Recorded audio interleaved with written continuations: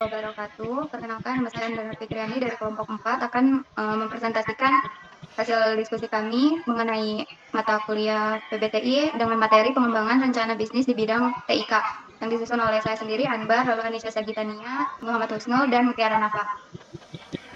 Yang pertama ada aspek SDM dan organisasi yang meliputi aspek SDM dan organisasi mencakup berbagai elemen yang penting saling berkaitan untuk memastikan manajemen yang efektif dalam perusahaan atau inklusif. Aspek SDM melibatkan berbagai komponen seperti rekrutmen dan seleksi, di mana proses mencari dan menarik kandidat yang memenuhi kualifikasi dilanjutkan dengan penelitian dan pemilihan kandidat terbaik melalui wawancara dan tes. Aspek organisasi mencakup struktur organisasi yang terdiri dari pengaturan hierarki dan pengembangan kerja menjadi unit-unit yang lebih kecil berdasarkan fungsi atau proyek. Budaya organisasi yang dibangun dari nilai-nilai dan norma-norma yang memandu perilaku karyawan seperti iklim kerja yang positif, mempengaruhi interaksi dan produktivitas. Berikut adalah penjelasan rinci mengenai aspek SDM dan organisasi. Yang pertama ada manajemen SDM perusahaan, yang dimana adalah proses yang berfokus pada pengelolaan sumber daya manusia di dalam sebuah organisasi, dengan tujuan utamanya yaitu meningkatkan kinerja organisasi dan dengan cara mengoptimalkan potensi SDM yang dimiliki. Manajemen SDM meliputi berbagai aspek seperti rekrutmen, pengembangan, pengawasan, dan pengelolaan SDM. Poin kedua yaitu ruang lingkup SDM, meliputi rekrut, tenaga kerja, job analisis, pengembangan SDM, pengawasan SDM, dan pengelolaan SDM. Selanjutnya ada job analisis. Job analisis sendiri merupakan pekerjaan yang dilakukan untuk menentukan kualifikasi, tanggung jawab, dan keterampilan yang dibutuhkan untuk satu posisi. Tujuan job analisis untuk membuat deskripsi pekerjaan yang lebih jelas dan spesifik sehingga dapat membantu dalam proses rekrutmen dan pengembangan SDM. Contohnya ada job description, job specification, dan job recruitment. Yang ketiga ada rekrutmen tenaga kerja, di mana sebuah proses mencari, memilih, dan mengontrak pekerja untuk mengisi posisi yang kosong di organisasi. Tujuan dari rekrutmen adalah untuk menemukan kandidat yang paling sesuai untuk suatu posisi di organisasi. Contohnya ada internal, eksternal, dan online rekrutmen.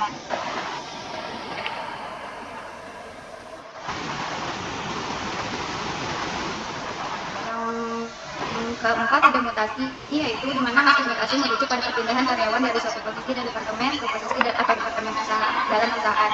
Peran penting dalam manajemen SDM dan organisasi karena membantu dalam pengembangan karyawan, penyegaran pekerjaan, serta penyesuaian kebutuhan organisasi. Proses mutasi melibatkan beberapa tahap, mulai dari identifikasi kebutuhan, penilaian karyawan, perencanaan mutasi, pelaksanaan, hingga evaluasi.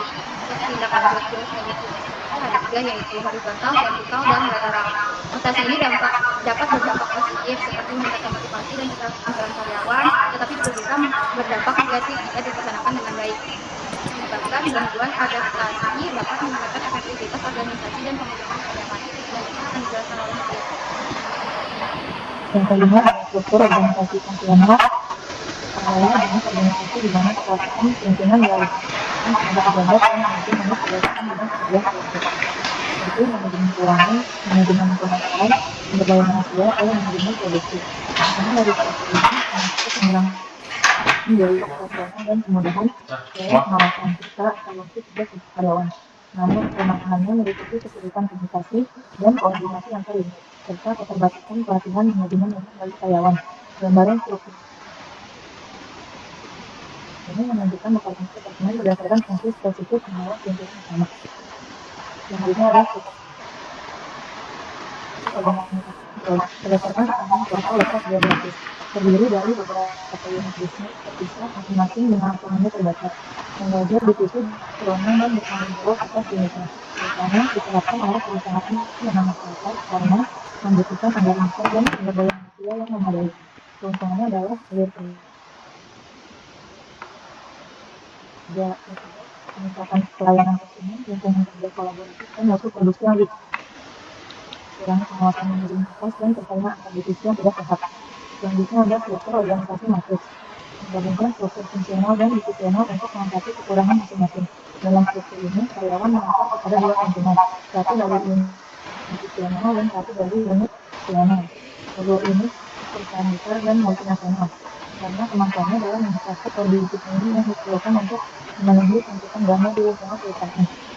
Jenis-jenisnya ada matrik lemah, matrik seimbang, dan matrik kuat. Selanjutnya akan dilanjutkan oleh Tania.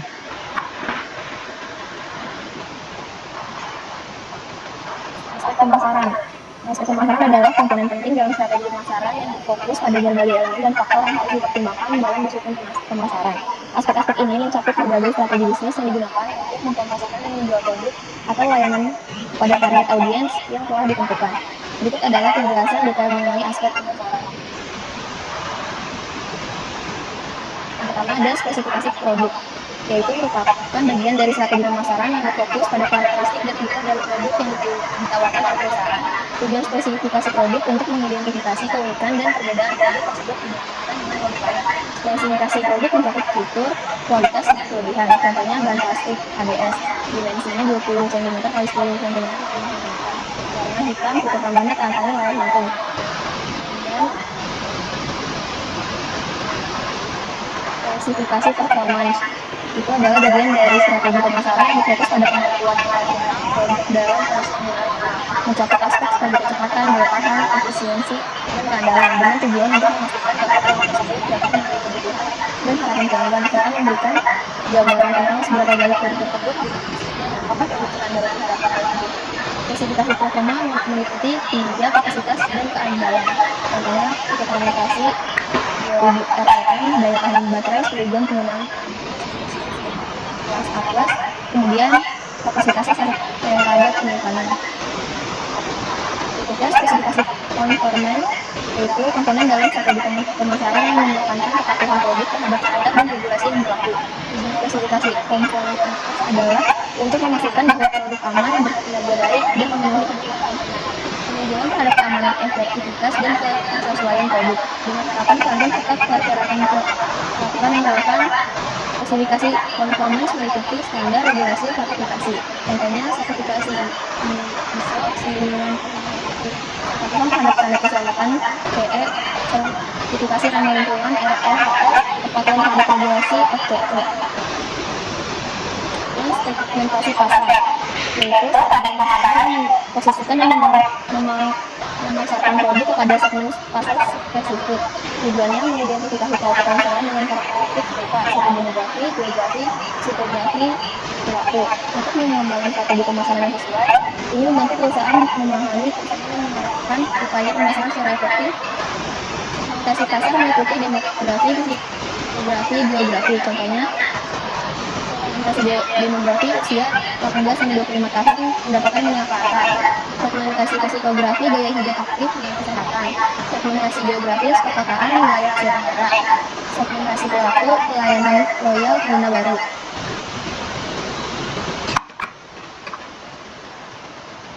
Selanjutnya akan dibahas dengan Muhammad Miskin. Selanjutnya itu aspek keuangan. Di sini yaitu bisnis yang sehat adalah bisnis yang didasari dengan komponen laporan keuangan rinci dan menyeluruh. Sebab sebuah laporan keuangan memiliki informasi mengenai keadaan finance di mana pembisnis dapat menggunakannya sebagai analisis untuk menciptakan strategi terbaik bagi bisnis yang dijalankannya.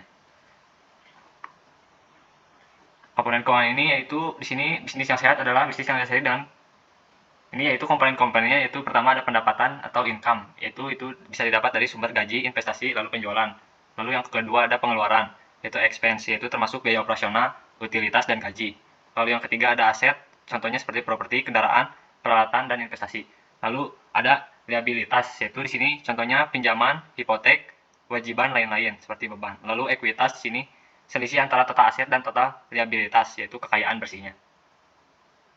Lalu yang berikutnya ada cash flow. Di sini yaitu komponen-komponen yang masuk ke dalam laporan arus kas. Komponen laporan keuangan arus kas meliputi antara lain yaitu aktivitas pendanaan. Di sini mengukur kekuatan finansial bisnis meliputi dana masuk, yaitu contohnya meningkatkan modal, membayar return investor, lalu dividen tunai dan pelunasan obligasi. Lalu yang kedua ada aktivitas operasional, yaitu di sini ada biaya operasional perusahaan, contohnya seperti produksi, pengiriman, penjualan, dan pembayaran tagihan. Lalu ada arus masuk, yaitu di sini penjualan barang, jasa, penyewaan aset, dan royalti. Lalu arus keluarnya seperti bahan buku, biaya promosi, dan lain-lain. Lalu yang terakhir ada aktivitas investasi, transaksi terkait pembelian atau penjualan aset tetap, lalu deposito dan penerimaan kas dari piutang.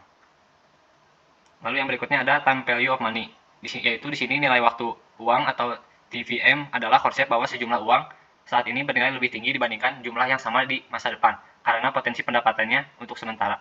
Nilai waktu dari uang adalah prinsip inti keuangan. Sejumlah uang di tangan memiliki nilai yang lebih besar dibandingkan dengan jumlah yang sama harus dibayarkan di masa depan. Nilai waktu dari uang juga disebut sebagai nilai diskon saat ini. Bisa dihitung dengan rumus di bawah ini, yaitu rumus paling mendasar untuk nilai waktu uang ini memperhitungkan hal-hal berikut. Yaitu di sini ada FV, yaitu nilai uang di masa depan, lalu ada PV, nilai uang saat ini, lalu saya yaitu suku bunga, N jumlah periode pemajukan per tahun, lalu T jumlah tahun. Di sini ada contohnya, yaitu di sini berikut adalah contoh hipotesis untuk menunjukkan cara kerja nilai waktu dari uang. Anggaplah sejumlah uang $10.000 diinvestasikan selama 1 tahun dengan bunga 10%, yang dimajukan setiap tahun. Nilai masa depan dari uang tersebut adalah bisa dihitung. Di sini nilai uang di awal $10.000 lalu dikali dengan 1 ditambah 10% dibagi 1, lalu 1 dikali 1, yaitu bisa dilihat hasilnya yaitu $11.000.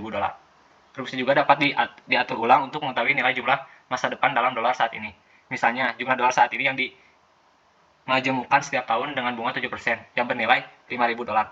1 tahun dari hari ini adalah di sini PV-nya yaitu 5.000 dibagi 1 plus 7% dibagi 1, lalu 1 dikali 1. Dan hasilnya itu sekitar $4,673. Lalu yang berikutnya ada tingkat suku bunga. Suku bunga bank adalah imbalan yang diberikan bank kepada nasabah yang membeli atau menjual produknya. Ini juga bisa dianggap sebagai biaya yang harus dibayarkan oleh nasabah kepada bank atau peminjam, atau sebaliknya peminjam pemberi pinjaman. Ada 2 jenis suku bunga, yaitu bunga simpanan imbalan dari bank kepada nasabah atau simpanan mereka, dan bunga pinjaman imbalan yang ditetapkan bank kepada peminjam dan pinjaman dalam industri perbankan. Terdapat 5 jenis suku bunga, yaitu yang pertama suku bunga tetap atau fix. Suku bunga tetap atau fixed adalah suku bunga yang bersifat tetap dan tidak berubah sampai jangka waktu atau sampai dengan tanggal jatuh tempo selama jangka waktu kredit. Contohnya adalah bunga KPR rumah dan rumah bersubsidi yang menerapkan suku bunga tetap. Yang kedua, suku bunga mengembang atau floating. Suku bunga mengembang adalah suku bunga yang selalu berubah mengikuti suku bunga di pasaran. Jika suku bunga di pasaran naik, maka suku bunganya juga ikut naik. Begitupun sebaliknya. Contohnya adalah suku bunga KPR untuk periode tertentu. Misalnya, 2 tahun pertama diberikan suku bunga tetap, namun periode selanjutnya menggunakan suku bunga mengambang. Lalu yang ketiga, suku bunga flat. Suku bunga flat adalah suku bunga yang perhitungannya mengacu pada jumlah pokok pinjaman di awal untuk setiap periode cicilan. Penghitungannya sangat sederhana dibandingkan dengan suku bunga lainnya, sehingga umumnya digunakan untuk kredit jangka pendek untuk barang-barang konsumsi seperti handphone, peralatan rumah tangga, motor, atau kredit tanpa agunan atau KTA. Yang keempat, suku bunga efektif. Suku bunga efektif adalah suku bunga yang diperhitungkan dari sisi jumlah pokok pinjaman setiap bulan. Seiring dengan menyusutnya utang atau sudah dibayarkan, artinya semakin sedikit pokok pinjaman. Semakin sedikit juga suku bunga yang harus dibayarkan, suku bunga efektif akan dianggap lebih adil bagi nasabah dibandingkan dengan menggunakan suku bunga flat. Lalu yang kelima, suku bunga anuitas. Metode ini mengatur jumlah angsuran pokok ditambah angsuran bunga yang dibayarkan agar sama setiap bulan. Perhitungan anuitas ini, porsi bunga pada masa awal sangat besar, sedangkan porsi angsuran pokok sangat kecil. Mendekati berakhirnya masa kredit, keadaan akan menjadi terbalik. Porsi angsuran pokok akan sangat besar, sedangkan porsi bunga menjadi lebih kecil. Sistem anuitas ini biasanya diterapkan untuk pinjaman jangka panjang, semisal KPR atau kredit investasi. Lalu yang berikutnya yaitu ada istilah-istilah investasi. Yang pertama, capital gain, yaitu keuntungan dari selisih harga jual dan beli aset. Lalu yang kedua ada dividen, yaitu keuntungan perusahaan yang dibagikan kepada pemegang saham. Lalu yang ketiga ada cut loss, strategi menjual saham untuk menghindari kerugian yang lebih dalam. Lalu deposito, dana yang disimpan dalam rekening saham dalam jangka waktu tertentu. Lalu ada IPO di sini, Initial Public Offering, saat perusahaan melepaskan sahamnya ke pasar. Lalu ada portofolio investasi, kumpulan instrumen investasi milik investor. Lalu ada likuiditas, kemudahan mengubah investasi menjadi uang tunai. Lalu ada akuisisi, menggabungkan badan usaha dengan membeli saham perusahaan lain. Lalu ada IHSG, indeks harga saham gabungan, nilai gabungan seluruh saham di pasar saham Indonesia. Ada lot satuan saham, satuan saham di bursa satu lot, yaitu bisa dihitung dengan 100 lembar saham. Lalu ada emiten, penerbit efek saham obligasi di bursa. Lalu ada suspend, penangguhan transaksi saham sementara karena pergerakan tidak wajar atau terkena pelanggaran. Terima kasih, semoga bermanfaat dan dapat dipahami dengan jelas. Cukup sekian mungkin dari presentasi kelompok kami. Selebihnya terima kasih. Udah.